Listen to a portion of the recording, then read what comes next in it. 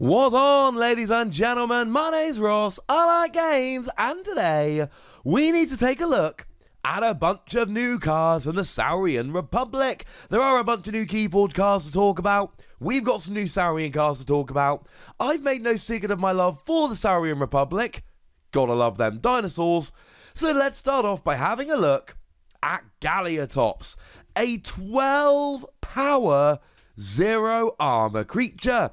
Now, the thing is, this looks everything like what you would expect a Saurian Republic creature to look like. First of all, power-wise, the Saurian Republic have the big bad creatures. It's kind of their thing. But also, Galeatops only deals 4 damage while fighting. Gee whiz, that sounds a little bit like Gargantodon, the 16 power creature who only deals 4 damage while fighting.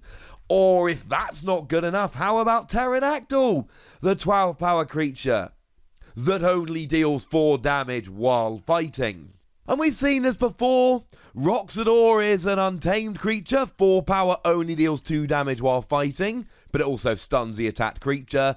Tantadlin only deals 2 damage while fighting, so it's not like we've never seen creatures along these lines before. The fact of the matter is, the usefulness, in a very deliberate way, is it's cut down a little bit. Now, you've still got a very powerful creature. It's still going to take a while to get that creature off the board. It's still there as a really good Reaper, because you reap, and your opponent takes ages to get rid of you. And you can fight creatures that are 4 power or less until the cows come home. You can use this to break the elusive on a bigger creature, for argument's sake. There's plenty of good things you can do with this, but the fact of the matter is, it's always going to be just a little bit weaker than it needs to be. And that's a problem for me, ladies and gentlemen. That really is a problem. I like it, it's fun, and having another 12 power creature is great, but the fact of the matter is, there's always going to be a bit of usefulness taken away. Now, of course, there's nothing to stop you potentially getting this in the same deck as Might Makes Right. You may sacrifice any number of creatures with a total power 25 or more, and then forge a key at no cost. We don't have the full set list yet for the set. Might Makes Right may be in the set natively, or it may come in as a legacy. Well, it could come in as a legacy if it's not in there natively. So, it's fine.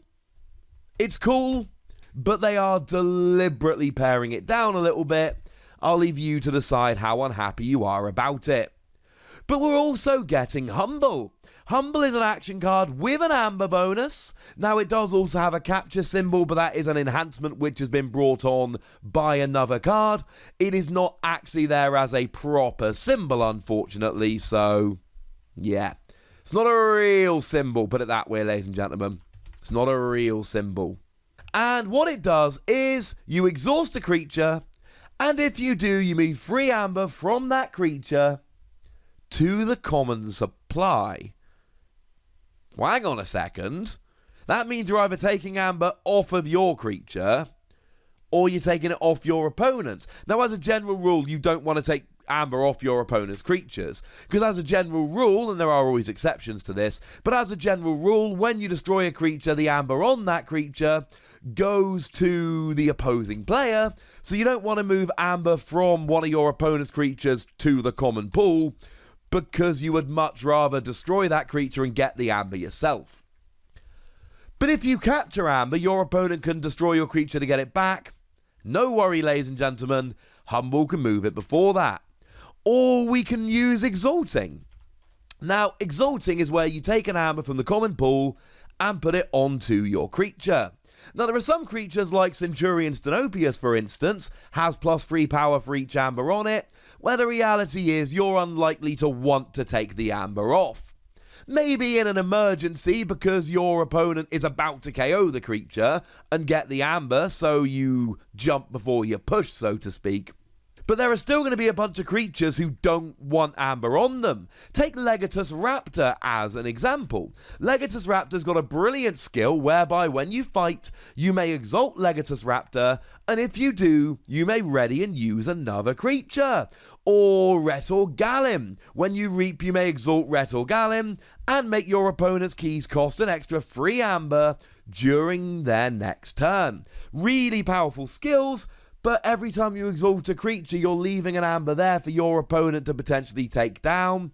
That's a bad thing. Or maybe even Grimlocus Ducks, an 11 power 2 armor creature with Taunt. Hideously powerful, but when you play it, you have to exalt it. Twice. Which is a bit nuts, but then you can take both of them off with Humble. I mean, this is an action card that has a very similar effect to Praefectus Ludo. Praefectus Ludo says that each friendly creature gains destroyed. Move each amber on this creature to the common supply.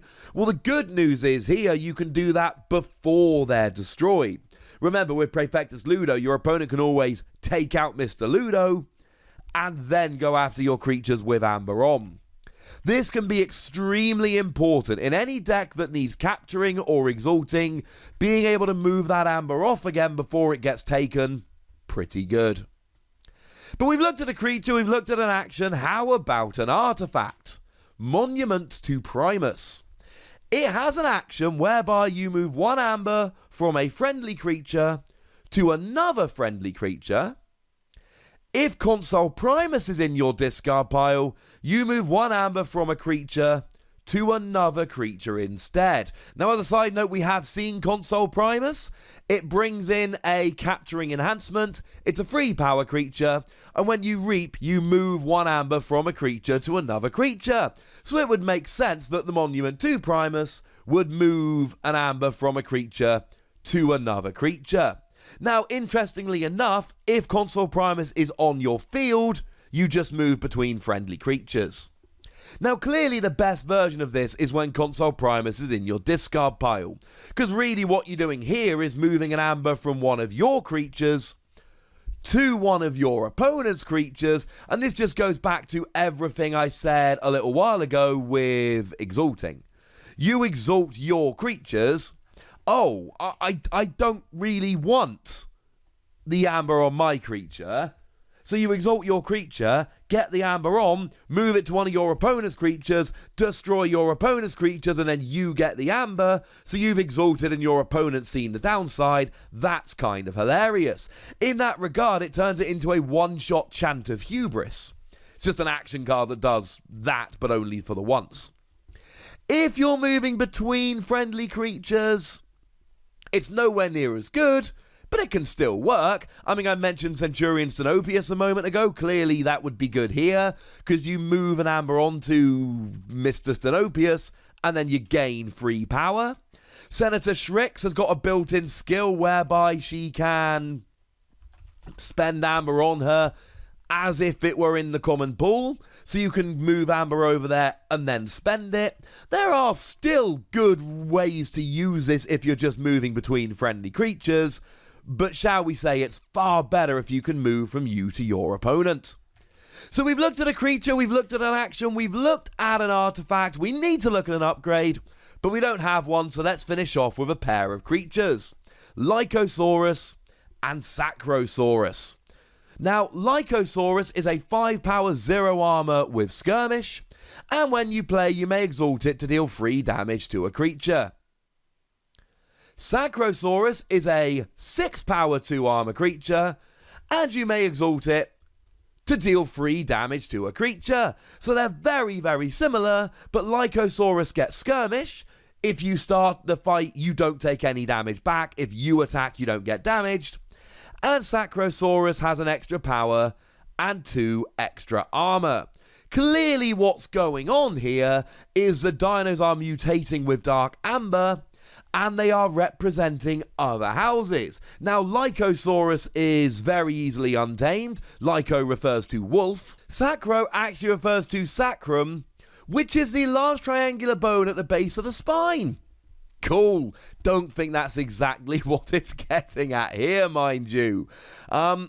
I feel a bit silly with this one. I'm afraid I'm not finding it quite so easy to tell which house it is. I am colorblind, which doesn't help. Looks like it's either Sanctum or Dis, though, so I'm going ahead and assuming it's probably Sanctum. That kind of evilly armor is Sanctum and Dis, and bearing in mind, back in Age of Ascension, we did have those two Knights cards, which are very much mirror images of each other, because those two houses are the same and different and opposites and all of that good stuff. And Onyx Knight and Opal Knight showed us that quite nicely. So that was kind of cool. As to how good these cards are, I mean, look, they're quite powerful, and you got Skirmish on one of them, which is nice. When you play, you may exalt to deal 3 damage. Exalting is a lot, dealing 3 damage, it really depends on the board state. So, if you're playing in an Archon tournament, there's going to be a lot of Call of the Archon decks, and a lot of those Call of the Archon decks are going to be playing Dis, and a lot of those Dis decks are going to be playing Ember Imp. So being able to play this and exalt it to take out an Ember Imp, yes. Absolutely brilliant. It does say to a creature, so maybe you take out your own Dust Imp and gain yourself a little bit of Amber. That would be kind of cool. You're not always going to want to use a skill because you're not always going to want to exalt. But actually, as far as cheeky damage goes, dropping 3 cheeky damage when you play a card is pretty good. So I'm cautiously optimistic about these cards. Yes, obviously there are going to be 6 of them, one representing each of the non-Saurian houses in Mass Mutation. We see this kind of stuff in every set. It's quite nice to see it here. So there we go, ladies and gentlemen, lots of new Dino cards, and there's a lot of moving Amber around and lots of only dealing 4 damage while fighting. These feel like Saurian cards. This is only the second expansion where we've had the Saurian Republic, and shall we say we're starting to get a little bit of a theme going on here. I like them, but I want to know what you think. So let me know in the comment section, go nuts, be nice, and then make sure you like this video, subscribe to this channel, follow me on Twitter at the Wossy, that's where we talk Keyforge and a whole bunch of other games, and do please consider checking out patreon.com/PTCGradio, where you can support the channel, get some bonus pods, all kinds of fun things. But by far the most important thing as always, look after yourselves till next time, would ya?